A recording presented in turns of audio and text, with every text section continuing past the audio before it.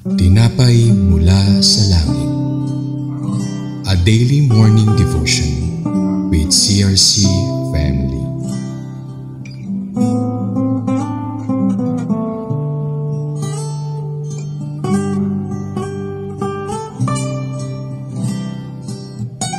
Isang mapagpalang umaga po mga kapatid. Ako po si Jaconessa Tina Carpio ng CRC Makati. Samahan niyo po ako sa ating programang Tinapay Mula sa Langit, ang ating pang-araw-araw na debosyon sa salita ng Diyos. Ngayong umaga ay matutunghayan natin ang Joshua chapter 6 verses 17 to 19. Ngunit bago po tayo magpatuloy, tayo po muna ay manalangin. Ama, maraming salamat po sa panibagong araw na ibinigay niyo po sa amin. Panibagong pagkakataon na maranasan ang kabutihan mo sa aming mga buhay. Sa aming pagbubulay-bulay ng iyong mga salita, dalangin po namin ang iyong pagpatnubay at ang karunungan na nagmumula sa iyo upang maintindihan namin at maisabuhay ang mga aral na ito. Tinataas po namin ang iyong pangalan, Panginoong Hesus. Pinupuri, dinadakila at pinapasalamatan ka sa lahat-lahat ng iyong mga ginagawa. Ito po ang aming samot panalangin sa pangalan ni Hesus. Amen. Basahin po natin ang Joshua chapter 6 verses 17 to 19. Ang lungsod at ang lahat ng naroon ay itatalaga sa Panginoon upang lipulin. Ngunit mag-ingat kayo sa mga bagay na itinakda para sa paglipol. Huwag kayong kukuha ni isa man sa mga iyon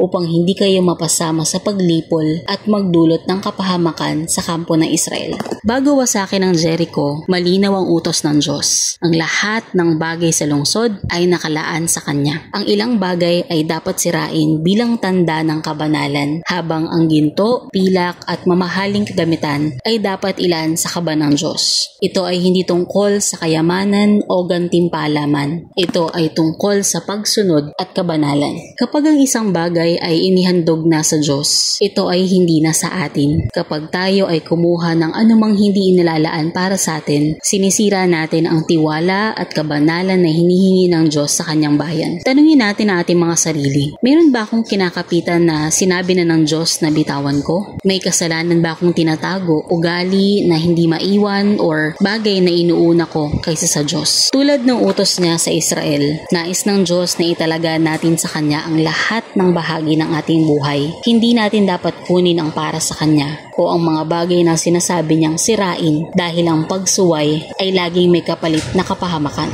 Maging tapat sa pagtatalaga. Sa halip na itabi ang para sa Diyos, ialay natin ito ng buong puso. Sa halip na itagong muli ang kasalanan, iwaksi natin ito. Ang tunay na pagsunod ay nangangailangan ng pagtalikod sa sarili at pagtitiwala sa plano ng Diyos. Ang ating pagsunod ay hindi lamang para sa atin. Ito ay may epekto sa buong komunidad. Tulad ng babala sa Israel, ang ating paglabag ay maaaring magdala ng kapahamakan hindi lang sa atin kundi sa buong iglesia. Tayo po ay manalangin. Panginoon, marami pong salamat sa aming narinig sa araw na ito. Salamat po sa mga tagumpay na ipinagkakaloob mo. Turuan mo po kaming magpakumbaba, sumunod at italaga ang lahat sa iyo. Linisin mo po ang aming puso at tulungan kaming alisin ang mga bagay na hindi para sa amin. Naway makita mo kaming tapat sa maliit at sa malaki. Ito po ang aming samot panalangin sa pangalan ni Jesus. Amen. Maraming salamat po muli sa inyong pakikibahagi sa ating programa. Lagi po nating pagnilayan ang salita ng Diyos mula sa ating puso dahil lubos po ang magiging kaunawaan natin dito.